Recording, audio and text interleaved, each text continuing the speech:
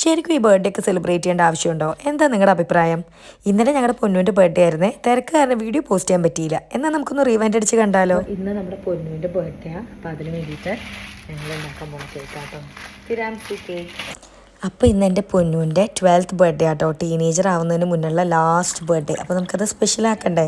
എനിക്കിപ്പോഴും ഓർമ്മയുണ്ട് കേട്ടോ അവൻ എൻ്റെ കയ്യിൽ കിട്ടിയത്.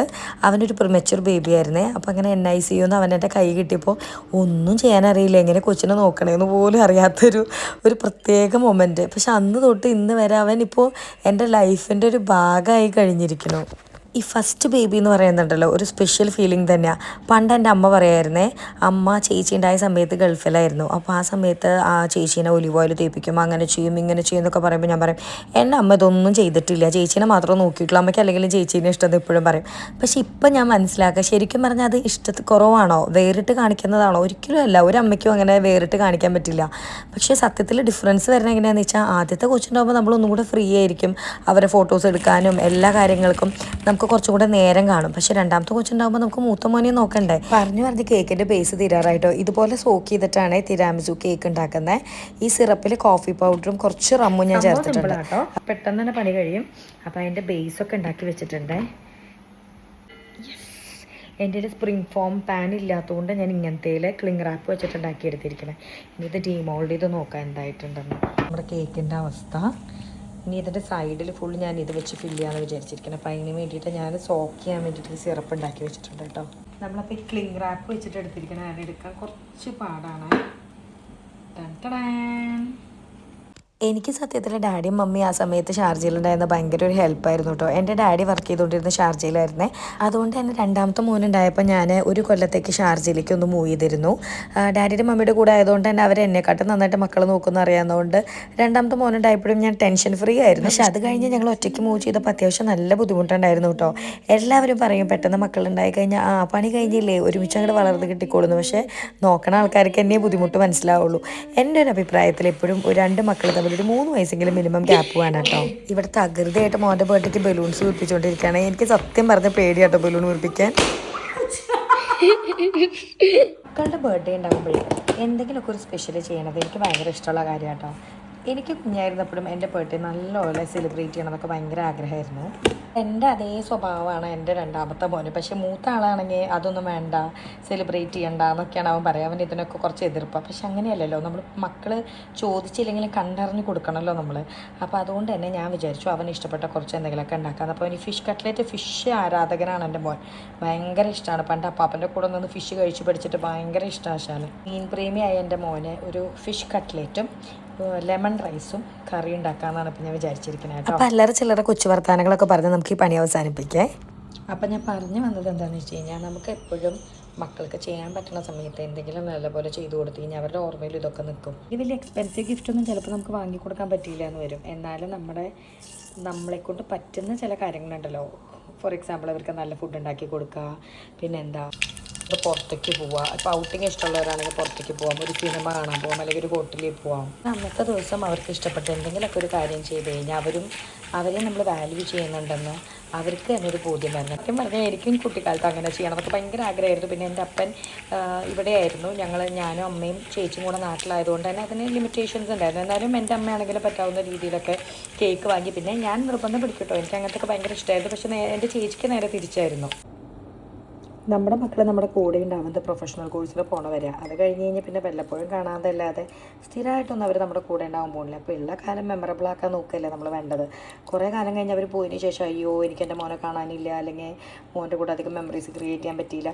ഇപ്പോൾ വർക്കിംഗ് വുമൻ തന്നെ ആവണമെന്നൊന്നും ഇല്ല കേട്ടോ. ഇപ്പോൾ ഞാൻ ഹോം മേക്കർ ആയ കാരണം എനിക്ക് മക്കളുടെ കൂടെ കുറച്ചും കൂടെ നേരം സ്പെൻഡ് ചെയ്യാൻ പറ്റുന്നു. ഇപ്പോൾ ജോലിക്ക് പോകുന്ന ആൾക്കാരാണെങ്കിൽ ജോലി കഴിഞ്ഞ് വന്ന് എപ്പോഴെങ്കിലും അല്ലെങ്കിൽ വീക്കെൻഡ് മക്കളുടെ കൂടെ കുറച്ച് നേരം സ്പെൻഡ് ചെയ്യുക, അങ്ങനത്തെ കാര്യങ്ങൾ ചെയ്ത് കഴിഞ്ഞാൽ അവരും ഹാപ്പി. നമുക്കും കുറേ കാലം കഴിയുമ്പോൾ അങ്ങനത്തെ റിഗ്രറ്റ്സ് വരില്ലയോ, മക്കളുടെ കൂടെ അധികം സ്പെൻഡ് ചെയ്യാൻ പറ്റിയില്ലല്ലോ. ഞാൻ പറഞ്ഞു വന്നത് എന്താണെന്ന് വെച്ച് കഴിഞ്ഞാൽ, ഇപ്പോൾ നമ്മുടെ മക്കൾ ഡിമാൻഡിങ് ആണോ ഡിമാൻഡിങ് അല്ലേ എന്നൊന്നും നമ്മൾ നോക്കേണ്ട ആവശ്യമില്ല. നമ്മൾ ചെയ്യുമ്പോൾ രണ്ടാൾക്കും ഒരേപോലെ ചെയ്തുകൊണ്ടിരിക്കുക. ഇപ്പോൾ ഒരാൾക്ക് ചിലപ്പോൾ അത്ര ഇഷ്ടം ഉണ്ടാവില്ല, എന്നാലും നമ്മൾ ചെയ്യാനുള്ളത് ചെയ്യും. ഇപ്പം എൻ്റെ മൂത്ത ആൾ രണ്ടാമത്തെ ആൾ ഭയങ്കര ഡിഫറെൻറ്റാണ്. മൂത്ത ആൾ സത്യം പറഞ്ഞ് എൻ്റെ ഹസ്ബൻഡിൻ്റെ പോലും, രണ്ടാമത്തെ ആൾ തന്നെ എൻ്റെ പോലെ ഷോ കാണിക്കാൻ കിട്ടുന്ന ഒരു ചാൻസ് വേണ്ടാന്ന് പറ്റില്ല. പക്ഷേ മൂത്ത ആളിപ്പോൾ ചിലപ്പോൾ പറയും അമ്മ എനിക്ക് കേക്കിലിങ്ങനെ കുഴപ്പമില്ല എന്നൊക്കെ പറഞ്ഞാലും നമ്മളൊരു ചെറിയ സെലിബ്രേഷനൊക്കെ ഹോസ്റ്റ് ചെയ്യുമ്പോൾ എത്രയായാലും സന്തോഷമല്ലേ. നമ്മുടെ ഒരു സ്പെഷ്യൽ ഡേ കുറച്ച് പേര് സ്പെഷ്യലാക്കണമെന്ന് കാണുമ്പോൾ നമുക്ക് എത്രയായാലും മനുഷ്യരാണോ നിങ്ങൾക്ക് സന്തോഷം ഉണ്ടാവും. അപ്പോൾ എന്തായാലും അങ്ങനെയൊക്കെ നമ്മളൊരു ചെറിയ ചെറിയ സെലിബ്രേഷൻസ് ഒക്കെ ചെയ്യുക.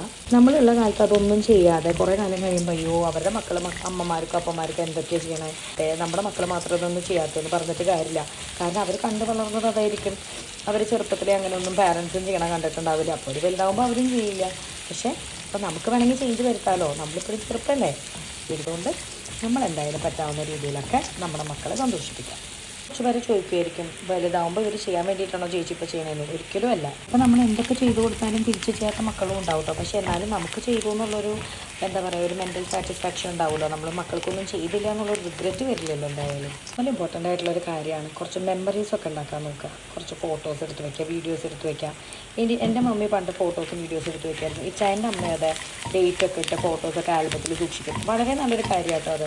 നമ്മുടെ മക്കൾക്ക് കുറേ കാലം കഴിഞ്ഞ് കഴിഞ്ഞാൽ അവരുടെ ചൈൽഡ്ഹുഡ് ഓർക്കണമെങ്കിൽ ഈ ഫോട്ടോസൊക്കെ ഇനി ഉണ്ടാവുള്ളൂ. സ്കൂളിൽ നിന്ന് മക്കളെ പിക്ക് ചെയ്ത് നേരെ ഒരു ജ്യൂസൊക്കെ കുടിക്കാൻ പോയി.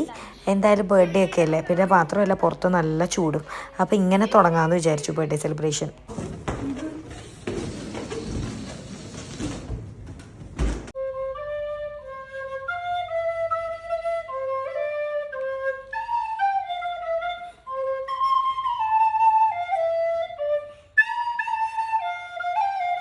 Birthday to you, happy birthday to you. കാര്യം കേക്കൊന്നും വേണ്ട, അമ്മയ്ക്ക് ബുദ്ധിമുട്ടാവില്ലേ എന്നൊക്കെ പറഞ്ഞെങ്കിലും കേക്ക് കിട്ടിയപ്പോൾ അച്ഛൻ സൂപ്പർ ഹാപ്പി ആയിരുന്നു കേട്ടോ. പ്രത്യേകിച്ച് അവനിങ്ങനെ പുതിയ ടേസ്റ്റുകളൊക്കെ ട്രൈ ചെയ്യാൻ ഭയങ്കര ഇഷ്ടമാണ്. അപ്പോൾ ഈ ടിറാംസു കേക്ക് ഇവൻ പണ്ട് ഒരിക്കൽ ഇങ്ങനെ പറയണ കേട്ടിരുന്നു. ആ ഒരു ഓർമ്മയിലാണ് ഞാൻ ഉണ്ടാക്കിയത്. കേക്ക് അത്ര വലിയ പെർഫെക്റ്റ് ആയിട്ടുണ്ടോയെന്നൊന്നും എനിക്കറിയില്ല, പക്ഷേ ടേസ്റ്റ് അടിപൊളിയായിരുന്നു കേട്ടോ. മക്കളെല്ലാവരും നന്നായിട്ട് എൻജോയ് ചെയ്തു. റയനും ഭയങ്കര ഹാപ്പി ആയിരുന്നു, കുറേ താങ്ക് യു ഒക്കെ പറഞ്ഞു.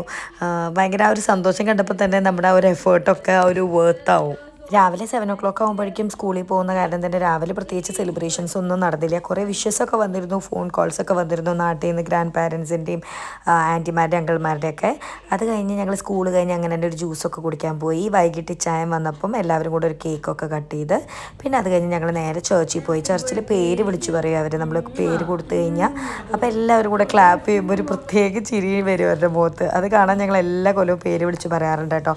പിന്നെ എത്രയായാലും ഈശ്വരൻ തന്ന അനുഗ്രഹങ്ങളാണല്ലോ ഇതെല്ലാം. അപ്പോൾ ഫസ്റ്റ് പ്രയോറിറ്റി ദൈവത്തിന് തന്നെ. Not on the face, not on the face.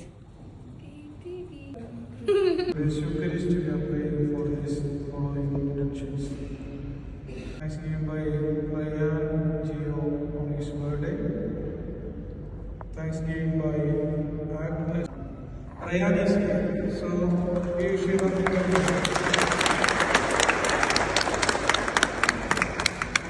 അങ്ങനെ ഞങ്ങളുടെ ഒരു കുട്ടി ബർത്ത്ഡേ വ്ളോഗ് ഇവിടെ അവസാനിക്കുകയാണ്. ഇത്തിരി സെലിബ്രേഷനും ഒത്തിരി വിശേഷങ്ങളുമായിട്ട് നമുക്ക് അടുത്ത വീഡിയോയിൽ വീണ്ടും കാണാം. അപ്പോൾ നമ്മുടെ ചാനൽ സബ്സ്ക്രൈബ് ചെയ്യാൻ മറക്കല്ലേ. Thanks for watching.